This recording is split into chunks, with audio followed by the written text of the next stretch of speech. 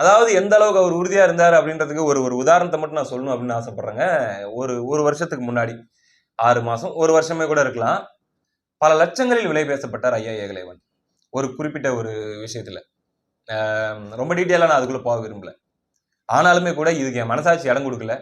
இதை நான் செய்யக்கூடாது. என்னுடைய நண்பர்கள், என்னுடைய வலைவலியை பார்க்கக்கூடியவங்க, என்னை நம்பி என்னை பார்க்கக்கூடியவங்களுக்கு நான் உண்மையா இருக்கணும்னு நினைக்கிறேன். அதனால அவங்கள மிஸ்லீட் பண்ற மாதிரி ஒரு தப்பான ஒரு விஷயத்த நல்லதுன்னு காட்டுறதுக்காக அதை என்னால பண்ண முடியாது அப்படின்னு சொல்லிட்டு அவர் வந்து அதுல இருந்து ஒதுங்கி வந்தவர் தான் அவரு.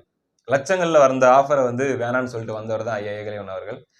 அப்படின்னும் போது அவருக்கு ஒரு மனக்காயம் வந்திருக்குதுன்னா மூத்தவர் கண்டிப்பா ரெஸ்பெக்ட் பண்ணணும். ஃபர்ஸ்ட் ஆஃப் ஆல் ரெஸ்பெக்ட் பண்ணணும். இப்ப இந்த ஒரு மனக்குமுறல், மனவேதனை இருக்கு இல்லையா, இதே வேதனையை கார்ட்டூனிஸ்ட் பாலா அவர்களும் ஒரு தடவை தன்னுடைய சோசியல் மீடியா பக்கத்துல Facebookல நினைக்கிறேன் வெளிப்படுத்தியிருந்தாரு. நம்மள மாதிரி ஆளுங்களுக்கு பிரச்சனை இல்லை, பட் ரொம்ப சீனியருங்கன்னும் போது அது தொடர்ச்சியா நடக்குதுன்னும் போது அட போங்கப்பா நல்லா இருங்கப்பா அப்படின்னு சொல்லி ஒதுங்கி போகணும்னு தான் தோணும். இது ஒரு மிஸ் அண்டர்ஸ்டாண்டிங் தான் போலக்குது அப்படின்ற மாதிரி கூட நினைக்கலாம். இல்லைங்க, மிஸ் அண்டர்ஸ்டாண்டிங் அப்படிங்கிறது வேற. தொடர்ச்சியாக பல்வேறு நிகழ்வுகள்ல ஒரே விதமான அனுபவத்தை பார்த்து ஒரு ஸ்டேஜ்ல அவங்களுக்கு வர அந்த உள்ளுணர்வு அப்படிங்கிறது வேற. சோ அதுதான் அங்க அந்த இடத்துல வந்திருக்குதுன்னு நான் பார்த்தேன். அனைவருக்கும் வணக்கம். ஒரு 2 நாளாங்க மரியாதைக்குரிய ஐயா ஏகலைவன் அவர்கள் ஒரு ட்வீட் போட்டிருந்தார் இல்லையா, நாம் தமிழர் கட்சியுடைய ஆதரவு நிலைப்பாட்டிலிருந்து விலகிக் கொள்கிறேன், நேரில் பார்த்தா கைக்குலுக்கிக் கொள்வோம், தமிழ் தேசிய பயணம் தொடரும் அப்படின்னு சொல்லி. அது தமிழ் தேசிய சர்க்கிள்குள்ள உலக தமிழர் மத்தியிலே ஆகட்டும், இங்க தமிழ் இந்தியாவில் இருக்கக்கூடிய தமிழ் தேசியவாதிகள் மத்தியிலே ஆகட்டும், என்ன ஆச்சு, எப்படி திடீர்னு நல்லாவே போயிட்டு இருந்துச்சு, நல்லாவே ஆதரவு நிலைப்பாட்டுல தொடர்ச்சியாக இருந்துட்டு வந்தாரு, திடீர்னு ஒரு அனௌன்ஸ்மெண்ட் அவர் பண்றதுக்கான காரணம் என்ன, இதுவா இருக்குமா அதுவா இருக்குமா அப்படின்னு சொல்லி பல்வேறு ஊகங்கள் ஆகட்டும். அதே போல பாத்தீங்கன்னா அந்த 2 நாளா நம்மள தனிப்பட்ட முறையில போன்ஸ் ஆகட்டும், வாட்ஸ்அப் மெசேஜஸ் ஆகட்டும், இல்ல சோசியல் மீடியால வந்து தனி செய்தியிலே ஆகட்டும், தம்பி உங்களுக்கு தெரியாம இருக்காது, கண்டிப்பா சொல்லுங்க என்ன நடந்துச்சு, என்ன பிரச்சனை அப்படிங்கிற மாதிரி நிறைய கேட்டுட்டே இருந்தாங்க. நாமளும் ஐயா இந்த ஏரியாவுக்குள்ளேயே வரக்கூடாதுன்னு தான் ஏன்னா ஒதுங்கி இருக்கிறேன், மறுபடியும் அதுக்குள்ள ஏன் என்ன இழுத்து விடுறீங்க அப்படிங்கிற மாதிரி இது பேச வேணாம்னு சொல்லி நம்ம அவாய்ட் பண்ணிட்டு போயிட்டே இருந்தாலுமே தொடர்ச்சியாகவே அதை வச்சு பல்வேறு நபர்கள் பல்வேறு கதைகளை எழுதிட்டு இருக்கிறாங்க. அவர் வந்து அண்ணன் சீமான் அவர்கள் ரெட் பிக்ஸ்ல ஒரு பேட்டி கொடுத்திருந்தாரு, அந்த பேட்டிக்காக தான் இவர் கோச்சிக்கிட்டாரு, எப்படி அவங்களுக்கு மட்டும் போய் 4 மணி நேரம் பேட்டி கொடுத்தீங்க, எனக்கு கொடுக்கலன்னு சொல்லி கோச்சிக்கிட்டாரு அப்படிங்கிற மாதிரி நிறைய பேர் எழுத ஆரம்பிச்சிட்டாங்க. அதுக்கப்புறம் பாத்தீங்கன்னா மரியாதைக்குரிய காளியம்மாள் அவர்கள் சம்பந்தமாக ஒரு ஆடியோ வெளியாச்சு. அதுக்கு முன்னாடி வந்து ஐயா ஏகலைவன் அவர்கள் தான் போயிட்டு காளியம்மாள் அவர்களை பேட்டி எல்லாம் எடுத்துட்டு வந்தாரு. அதனால ஏதோ ஒரு பிரச்சனை, ஏதோ மேல் மட்டத்துல ஏதோ பிரச்சனை போலகுது, காளியம்மாள் அவர்கள் மையப்படுத்தி ஏதோ ஒரு பிரச்சனை போலகுது, அதுலதான் அவர் இது விலகிட்டாரு அப்படிங்கிற மாதிரி சில பேர் எழுத ஆரம்பிச்சாங்க. இப்படி நிறைய செய்திகளை வந்து இந்த சர்க்கிள்குள்ள, தமிழ் தேசிய சர்க்கிள்குள்ள பரப்ப ஆரம்பிச்சுட்டாங்க. எல்லாருமே அவங்களுக்கு ஒரு கணக்கு இருக்குல்ல, இப்படிதான் இருக்கும் அப்படிதான் இருக்கும்னு சொல்லி. இன்னும் சில பேர் வந்து அது ரீசெண்டா நாம் தமிழ் கட்சியில அண்ணன் சீமான் அவர்களுக்கும் ஐயா ஏகலைவன் அவர்களுக்கும் வாக்குவாதம் மாதிரி ஆயிடுச்சு அப்படிங்கிற மாதிரி எழுத ஆரம்பிச்சிட்டாங்க. சரி என்னப்பா அது அப்படின்னு சொல்லிட்டு, சரி இது ஒரு தடவை நம்ம வந்து இதை பேசிடலாம், கொஞ்சம் ஓப்பனாவே பேசிடலாம், என்ன நடந்துச்சு, இப்ப என்ன நடந்துட்டு இருக்குது அப்படிங்கிறத சொல்லிடலாம், தேவையற்ற சர்ச்சைகளுக்கு ஒரு முற்றுப்புள்ளி வச்சிடலாம் அப்படின்னு சொல்லிதாங்க ஐயா அவர்கள்கிட்ட நான் தொடர்பு கொண்டு பேசினேன். மிக நீண்ட நேரம் உரையாடினோம், நிறைய விஷயங்களை பகிர்ந்துக்கிட்டாரு. எல்லாத்தையுமே நம்மளால பொது வெளியில சொல்ல முடியாது, எதெல்லாம் சொல்லலான்ட்டு ஒரு விஷயம், அந்த மாதிரியான விஷயங்களை மட்டும் நான் பகிர்ந்துக்கிறேன். மொதல் விஷயம், ஐயா ஏகலைவன் அவர்கள் அந்த அறிவிப்பை போட்டார் இல்லையா ட்விட்டர்ல, அது போட்டதுக்கு அப்புறம் பாத்தீங்கன்னா ஏகப்பட்ட நெருக்கடிங்க மற்ற ஊடகங்கள் கிட்ட இருந்து. அது இயல்பாவே நடக்கிறதா, நாம் தமிழர் கட்சி ஆதரவு நிலைப்பாட்டில இருந்தோ நாம் தமிழர் கட்சியில இருந்தோ யாரோ ஒருத்தர் வெளியே போறாங்க அப்படின்னா ஊடகங்களுக்கு ரொம்ப இன்ட்ரெஸ்ட் வந்துடும். முதல்ல அவங்க கான்டாக்ட் அப்படி ஃபர்ஸ்ட் பேட்டி நம்மளுதான் இருக்கணும் அப்படிங்கிறதுல ரொம்ப ஆர்வம் காட்டுவாங்க. அது யாருனே தெரியாதவரா இருந்தா கூட போயிட்டு உட்கார வச்சு ஒரு பேட்டி எடுத்துருவாங்க. அப்படின்னும் போது ஐயா ஏகலைவன் போன்றவர்கள், அதாவது கிட்டத்தட்ட கடந்த 4 வருஷமா முன்னாடி நின்று எல்லா பிரச்சனையிலும் நாம் தமிழ் கட்சிக்கு வந்த ஒரு சிக்கலையும் அவர் முன்னாடி நின்று உடைச்சு விட்டதாகட்டும், அதை வந்து சம்பந்தப்பட்ட ஆட்களையே பெங்களூர்ல இருக்கிறாங்களோ எங்க இருக்கிறாங்களோ அவங்களை கொண்டு வந்து ஒரு விஷயத்தை முறியடிக்கிறதாகட்டும் அப்படின்னு சொல்லி பல விஷயங்களை நாம் தமிழ் கட்சிக்கு பக்கபலமா இருந்தவர். திராவிடத்துக்கு மிகப்பெரிய அளவுல, குறிப்பா திராவிடத்துக்கு உள்ள ஒரு லாபி ஒண்ணு பண்ணுவாங்க இல்லையா, ஊடக லாபிகள், அவங்க எல்லாருக்கும் என்னென்னலாம் ட்ரீட்மெண்ட் பண்ணுமோ அதை அப்பப்ப பண்ணிட்டு இருந்தவர்னு சொல்லி அப்படி இருந்தவர் இன்னைக்கு நவுந்துட்டாரு, ஒதுங்கிட்டாரு அப்படின்ற மாதிரி செய்தி வந்த உடனே அப்ப கண்டிப்பா நாம் தமிழர் மேல பயங்கர கோபத்துல இருக்கலாம், சீமான் அவர்கள் மேல பயங்கர வருத்தத்தில் இருக்கலாம். இந்த மொமெண்ட்ல கூட்டு வந்து உட்கார வச்சு பேட்டி எடுத்தோம் அப்படின்னா நிறைய அவர் வந்து அவர் அறியாமையே அல்லது வந்து அந்த மொமெண்ட்ல வந்து அவர் நிறைய சொல்ல வாய்ப்பு இருக்குது, ஒரு பிரச்சனை கிரியேட் ஆகிறதுக்கு வாய்ப்பு இருக்குது. அதனால நாம் தமிழருக்கு எதிராக அவரை எப்படியாச்சும் கொண்டு போயிடலாம், இவர் ஒண்ணு சொல்ல பதிலுக்கு அவங்க ஒண்ணு சொல்ல ஒரு பிரச்சனை ஆகட்டும் அப்படின்னு நினைக்கிறவங்களும் இருப்பாங்க. அல்லது இது வந்து ஒரு நல்ல ஒரு ஹாட்டான ஒரு கான்டென்ட், இது எடுத்து போடலான்ற நோக்கத்திலையும் சரி. அது 2 மீடியால பாத்தீங்கன்னா அவங்க டீமோட ஆபீஸுக்கே வந்துட்டாங்களாம், இங்கேயே வச்சு இப்படியே எடுத்துட்டு போயிடுறோம், நீங்க பேட்டி மட்டும் கொடுங்க அப்படிங்கிற மாதிரி. ஆனா அவரு எல்லாத்தையுமே இது ரிலேட்டடா தவிர்த்துக்கிட்டாரு. அதுக்கப்புறம் பாத்தீங்கன்னா நாம் தமிழர் கட்சிக்கு எதிராக பேசக்கூடாது அப்படிங்கிறதுல அவரு ரொம்ப தெளிவாவே இருக்காரு.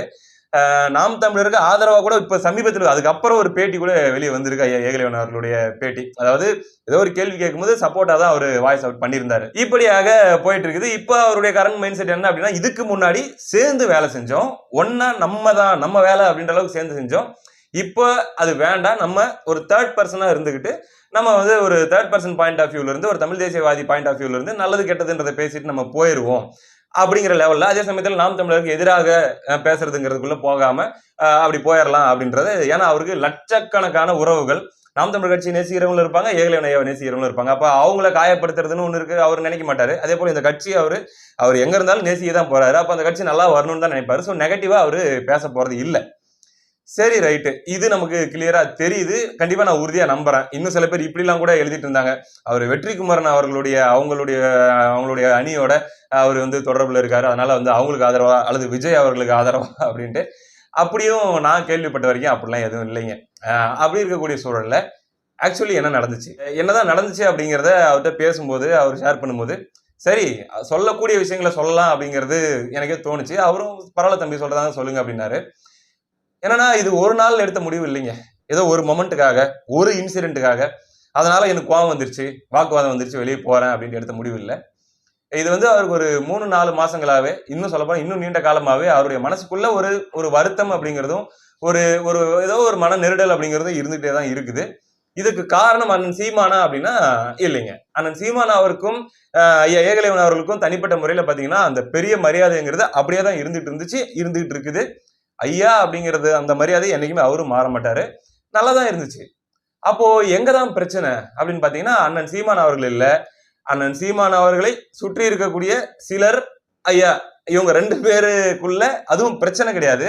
இது ரொம்ப ஒரு காம்ப்ளிகேட்டடான விஷயம் புரிஞ்சுக்கிறதுக்கு. என்ன அப்படின்னாங்க, அது என்கிட்ட ஏற்கனவே சில முறை வருத்தப்பட்டிருக்காரு. இப்போ ஒரு தகவல், இப்ப நாம் தமிழர் கட்சி பத்தி ஒரு அவதூறு பரவுது, அல்லது நாம் தமிழர் கட்சி பத்தி ஒரு செய்தி ஒண்ணு வைரலா பரவ ஆரம்பிக்குது. அது ஆனா ஒரிஜினல் நியூஸா ஃபேக் நியூஸா நம்மளால சொல்ல முடியாது. இப்படி பல விஷயங்கள் வெளியே பயங்கரமா மத்த மீடியால பரவிட்டு இருக்கும். அப்ப முதல்ல உடைக்க வேண்டியது யாரா இருப்பாங்கன்னா, நாம் தமிழர் கட்சி ஆதரவு நிலைப்பாட்டில் இருக்கக்கூடியவங்க. அப்போ அது உண்மைதானா, அது சம்பந்தமான தகவல்கள் என்ன, வேற என்னென்ன இன்ஃபர்மேஷன் அப்படின்றதெல்லாம் கேட்டு தெரிஞ்சுக்கிட்டாதான் இவங்க மீடியால போட்டு அதை வந்து உடைக்க முடியும், அல்லது வந்து அதுக்கான கிளாரிட்டி கொடுக்க முடியும், கிளாரிபிகேஷன் கொடுக்க முடியும்.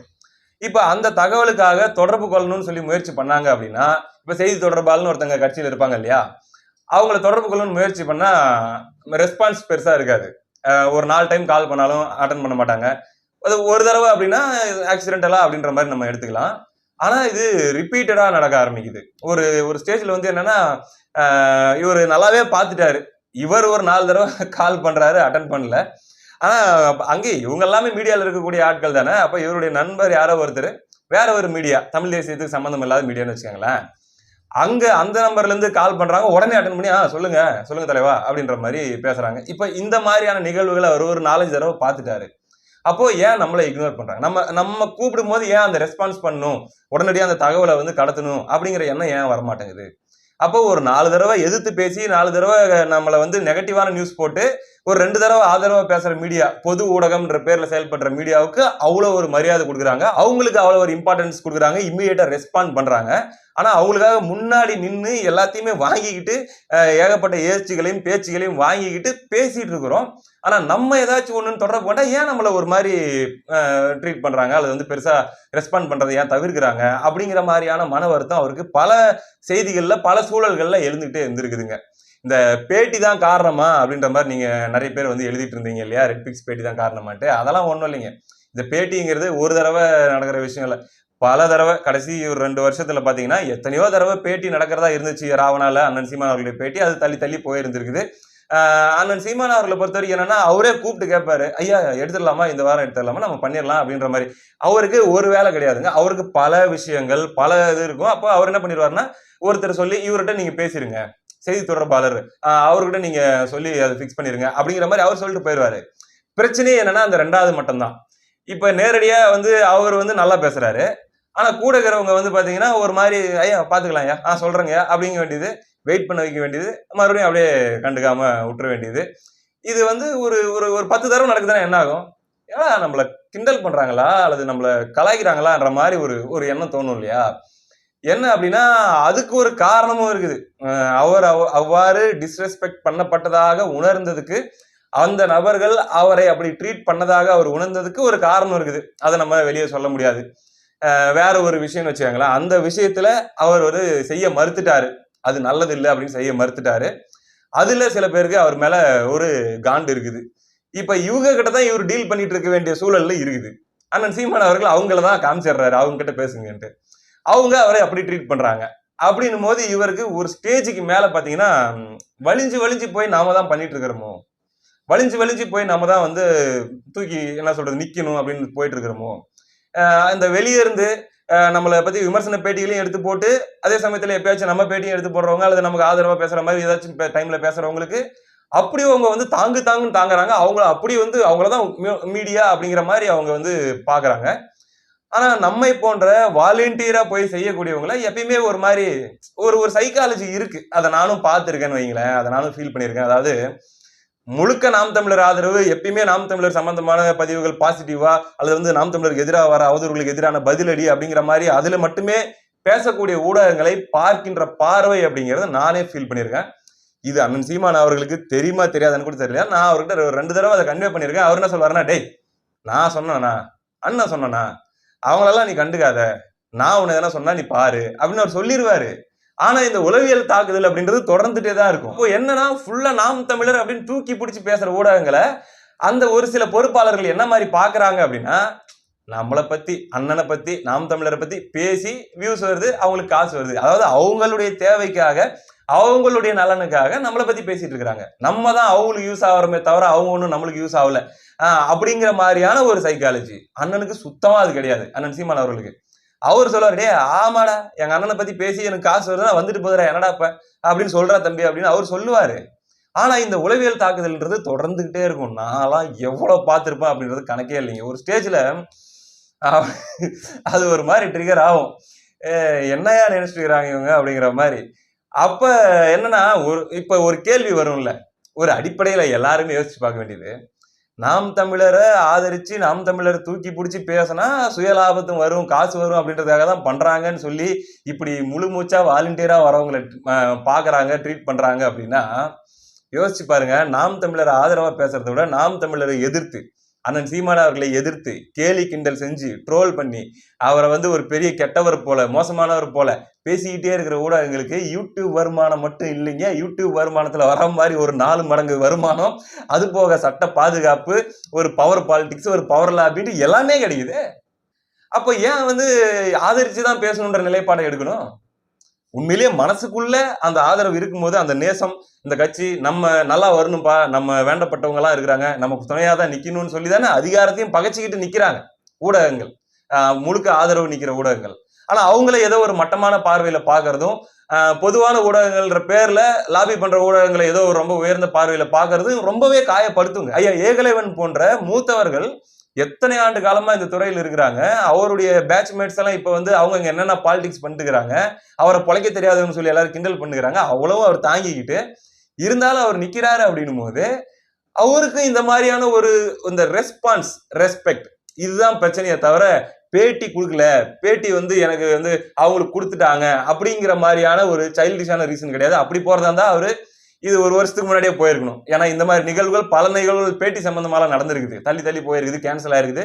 அது இல்ல, அது ஒரு காயப்படுத்தின ஒரு பாயிண்டா வேணா இருக்கலாமே தவிர அடிப்படை வந்து சுயமரியாதை தான். இப்படிதாங்க, இப்படியாக வாலண்டியரா வந்து வழிய வந்து நிக்கிறவங்களுக்கு ஒரு ரெஸ்பான்ஸ் அண்ட் ரெஸ்பெக்ட் அப்படிங்கிறது இல்ல. அது அண்ணன் சீமான் அவர்கிட்ட சொன்னா அவர் புரிஞ்சுக்கிறாரு. ஆனா அவருக்கு இருக்கிற பல்வேறு விஷயங்கள்ல வந்து இத கடைசி வரைக்குமே ஒரு அன்ஹெல்த்தியா போயிட்டே இருக்கும்போது ஒரு ஸ்டேஜ்ல ரைட் நம்ம வந்து எதிராலாம் போக வேணாம், எதிர்த்தெல்லாம் பேச வேணாம், அதே சமயத்துல வந்து நம்ம முன்னாடி நின்றுக்கிட்டு அப்படியே சொந்தம் கொண்டாடிக்கிட்டு நம்ம வந்து சேர்ந்து ஒர்க் பண்ற மாதிரியான ஒரு ஹெல்த்தியான என்வரன்மெண்ட்டும் இல்லை, நம்ம இடத்துல இருந்துப்போம் அப்படிங்கிற இடத்துக்கு அப்பதான் வராங்க. இன்கேஸ் நானே கூட பாத்தீங்கன்னா அந்த இடத்துக்கு அப்ப வேற சில காரணங்களால அதே இடத்துக்கு வந்துட்டேன். எதிர்த்துலாம் நான் எதுவுமே பேச மாட்டேன். ஏன்னா எப்பயுமே எனக்கு உள்ள அந்த ஒரு நாம் தமிழர் அப்படிங்கிறத பேச ஆரம்பிச்சதுனாலதான் இந்த முகம் இன்னைக்கு பல பேருக்கு தெரியும். முதல்ல இந்த சேனல் ஆரம்பிக்கும் போது வந்து பாத்தீங்கன்னா இதுல மானிட்டைசேஷன் ஒன்று இருக்குது. யூடியூப்ல எல்லாம் வீடியோ போட்டா ஆட் ரெவன்யூ, கூகுள் ரெவன்யூ வரும்னு கூட தெரியாது எங்க அண்ணன் ஜபா ஆரம்பிக்கும் போது. அவனுக்கு வீடியோஸ் எல்லாம் பாக்குறான், நாம் தமிழர் ஆதரவு நிலைப்பாடு வருது, அரசியல் மீது அதீத ஆர்வம் வருது, நம்ம பேசணும். நிறைய பேர் அவதூறுலாம் எடுத்து வைக்கிறாங்க, அதுக்கு இவனுக்கு மனசுக்குள்ள பதில் தோணுது. ஆனா அதை வந்து சொன்னா என்ன, ஒரு 10 பேர் தான் சொல்ல முடியும். அதே ஒரு வீடியோ போட்டு சொன்னா ஒரு 1000 பேர்ட்ட சொல்ல முடியுமா? ஒரு 500 வியூஸ் போனா போதும், 500 பேர்ட்ட போய் சேர்த்தா போதும். அப்படி ஆரம்பிச்சதுதான் இந்த சேனல். அப்படி ஆரம்பிச்சு ஒரு ஸ்டேஜ்ல வந்து பாத்தீங்கன்னா நீ நாம் தமிழரை பத்தி பேசுற, அதாவது என்னன்னா அதுல ஒரு சைக்காலஜிக்கல் பிரச்சனை இருக்குதுங்க. எதிரில இருக்கக்கூடியவங்க 10 தடவை விமர்சிச்சுட்டு ஒரு தடவை பாராட்டினா ஏத்துக்குது, மனசு அதை இனிக்குது. ஆனா கூடவே இருக்கக்கூடியவங்க 10 தடவை பாராட்டிட்டு ஒரு தடவை ஒரு மாற்று கருத்து, ஒரு தடவை வந்து ஒரு சஜஷன், எது எப்படி எடுத்து வச்சாலுமே அது என்னன்னு நான் சொல்லலைங்க, யாராக இருந்தாலுமே, அல்லது ஒரு ஒரு ஒரு தற்காலிக முரண்பாடு வந்துருச்சு, ஒரு நேரத்துல வந்து ஹீட்டடா கூட சண்டை போயிட்டு இருக்குது, ஒரு ஒரு ஆர்குமெண்ட் மாதிரி போயிட்டு இருக்குது அப்படின்ற மாதிரி கூட ஏற்பட்டு மறுபடியும் சரியாகிறதெல்லாம் நடக்கும் இல்லையா சோசியல் மீடியால. அந்த நேரத்துல எடுத்து எடுப்புலயே பதிலுக்கு பதில்னு வந்தா பரவாயில்ல, எடுத்து எடுப்புலயே நம்ம செஞ்ச வேலையை தான் கொச்சப்படுத்துற மாதிரி சில பேர் பேசுவாங்க. அந்த சில பேர் தானா பேசுறவங்களா இருக்க மாட்டாங்க. ஒரு ஒரு பொறுப்பாளர், அந்த பொறுப்பாளருடைய ஏவல் பொம்மைகளாக இருப்பாங்க. அந்த சிலர் வந்து பதவியில் இருக்கிறவங்களுக்கு நெருக்கமானவங்களா இருக்கும்போது அப்ப இது அவங்க நாலேஜ் இல்லாம நடக்குமா அப்படிங்கிற ஒரு கோபம் தன்னை போல வர ஆரம்பிக்கும். இது வந்து அப்ப ஏன்டா நம்ம பேசினா இப்படிதானே நினைப்பாங்க, நம்ம ஏன் பேசணும், நமக்கு என்ன போயிட்டு பரவாயில்ல, நம்ம பாட்டுக்கு அமைதியா இருப்போம் அப்படிங்கிற மாதிரியான ஒரு ஒரு விதமான ஒரு இதை கொடுத்துரும். அதுக்கப்புறம் திருப்பி இன்னொன்னு, ஆமா ஏன் பேசாம இருக்கணும், சரி ஓகே, நாம் தமிழர் கட்சின்னு ஒரு கட்சி இருக்குது, தமிழ்நாட்டில் இன்னைக்கு எத்தனையோ அரசியல் கட்சிகள் இருக்குது, அது நாம் தமிழர் கட்சி ஒரு பொதுவான அரசியல் கட்சி தானே, அப்படின் போது நம்ம எப்படி பேசாம இருக்க முடியும்? நல்லதோ கெட்டதோ பேசலாம்ல, ஒரு கட்சியை பத்தி பேசவே கூடாதுன்னு அரசியலமைப்பு சட்டம் எதுவும் சொல்லல அப்படிங்கிற மாதிரியான ஒரு தாட்டும் வர ஆரம்பிக்கும். இருந்தாலுமே இல்லடா, இது நம்ம உறவினர்களும் நம்ம இதயத்துக்கு நெருக்கமான நண்பர்களும் பல பேர் இருக்கக்கூடியது, அதனால அவங்க காயப்படுற மாதிரி எந்த ஏரியாலுமே போயிடக்கூடாது அப்படிங்கிற அந்த ஒரு விஷயமும் இருக்குதான். அப்படிலாம் ஒரு மாதிரி ஒரு மிக்ஸ்டான ஃபீலிங் வரும்போது ஒரு ஸ்டேஜ்ல என்ன ஆயிரும் அப்படின்னா, ரைட், நம்ம பாட்டுக்கு நம்ம போயிட்டு இருப்போம், நம்ம பேசுறத பேசுவோம், நல்லது கெட்டது வெளியே இருந்து பார்ப்போம், தேர்ட் பர்சனா இருந்து பார்ப்போம். கிட்டத்தட்ட இதெல்லாமே கலந்த மாதிரியான ஒரு உணர்வு தான் நீண்ட காலமாக மனசுக்குள்ள இருக்கக்கூடிய ஒரு நெருடல் தான். நம்ம தான் வலிஞ்சு போய் பண்ணிட்டு இருக்கிறோம் போலகுது. ஆனா வந்து பாத்தீங்கன்னா நமக்கு ஒரு ரெஸ்பான்ஸ் அப்படின்னு ஒரு விஷயம்ன்றது, சரியான ஒரு கம்யூனிகேஷன் தான் எல்லாத்தோட பெரிய ஒரு பிரச்சனையாக இந்த ஒரு முடிவுக்கு பின்னால் இருக்குது அப்படிங்கறத என்னால உணர்ந்துக்க முடிஞ்சு. அது இனிவரும் காலங்கள்லயாச்சும் சரி ஆகணும்னு நான் நினைக்கிறேன். இன்னும் ஓப்பனா தெரியும், எனக்கு முழுமையா நம்பிக்கை இருக்குது. ஏகலைவன் அவர்கள் அமைதியாலாம் இருக்க மாட்டாரு. கண்டிப்பா மறுபடியும் ஒரு அவதூறு வருது, மறுபடியும் ஏதாச்சும் ஒரு விஷயம் நாம் தமிழர் மேல நியாயம் இருக்குதுன்னா கண்டிப்பா அவரால் பேசாம இருக்க முடியாது, என்னாலையும் பேசாம இருக்க முடியாது. கண்டிப்பா நானும் அப்படிதான். அது நம்ம தாண்டி வந்துடும். எலெக்ஷன் டைம் வருது, நல்லா பண்றாங்க அப்படின்னா அது நம்மளால சொல்லாம இருக்க முடியாது, அல்லது வந்து ஒரு அவதூறு வருதுன்னா அதுக்கு எது கேள்வி கேட்காம இருக்க முடியாது. அதே சமயத்துல மனசளவுல அது ஒரு பாண்டிங் கட்டானதுன்றது கட்டான மாதிரியே இருக்கும். கிட்டத்தட்ட அந்த இடத்துலதான் அவருடைய மனநிலையும் இருக்குது. அததான் என்னால உணர்ந்துக்க முடிஞ்சு. ஸோ இந்த ஒட்டுமொத்த விஷயங்களுக்கும் ஐயா அவர்கள் போட்ட அந்த ட்வீட் ஆகட்டும், அவர்கள் எடுத்த அந்த ஒரு முடிவும் ஆகட்டும், அதுக்கு பின்னாடி இருக்கிறது மற்றவர்கள் நினைக்கிற மாதிரி எதுவும் ஒரு ஒரு நாள்ல எடுத்த முடிவு அல்லது வந்து ஒரு காரணத்துக்காக எடுத்த முடிவு இல்லை. இது ஒரு பல நிகழ்வுகள் சேர்ந்து ஒரு பாயிண்ட்ல ஒருத்தர ஒரு முடிவு ஒரு இடத்துக்கு தள்ளிடும். அதோடைய ஒரு கடைசி புஷிங் பாயிண்டா வேணா கடைசியா நடந்த நிகழ்வு இருக்கலாம், அந்த மாதிரின்னு வச்சுக்கோங்களேன். அப்படிதான் அவர் அந்த டெசிஷன் எடுத்திருக்காரு. ஆனா நான் நம்புறேன் இதுவும் சரியாகும். ஏன்னா அப்படி ஐயாவை போன்றவர்கள், ஐயாலாம் பாத்தீங்கன்னா 2016 நாம் தமிழர் கட்சியுடைய தேர்தல் அறிக்கை, தேர்தல் வரைவு, ஆட்சி வரைவு அப்படிங்கிறத தயாரிக்கிறதுக்கு அவருடைய பங்களிப்புலாம் எவ்வளவு பெருசு அப்படின்னு சொல்லி எனக்கு பர்சனலாவே தெரியும். அப்படிப்பட்ட ஒருத்தர், அப்படி ஒரு அனுபவம் வாய்ந்த ஒருத்தர், நிச்சயமா நாம் தமிழர் கட்சி இழக்கக்கூடாது, சரி ஆகணும், எல்லாமே சரி பண்ணுவாங்க அப்படின்ற மாதிரியும் நான் நம்புறேன். பட் முடிவு அவங்களுக்கு தானே, அண்ணன் சீமான் அவர்களாகட்டும், ஏகலைவன் அவர்களாகட்டும், அவர்களுடைய கையில தான் இருக்குது. ஒன்னே ஒண்ணுதான், அன்ஹெல்த்தியா அக்லியா ஒரு மாதிரி மற்றவங்க எல்லாம் பார்த்துக்கிட்டு அதை காட்டி சிந்து முடிஞ்சுக்கிட்டு சந்தோஷப்படுற மாதிரியான இடத்துக்கு அது போகாது அப்படின்னு மட்டும் என்னால் உறுதியா நம்ப முடியுது. பார்ப்போம் அடுத்தடுத்து நடக்குதுன்ட்டு அடுத்த காணொளியில் சந்திப்போம். நன்றி.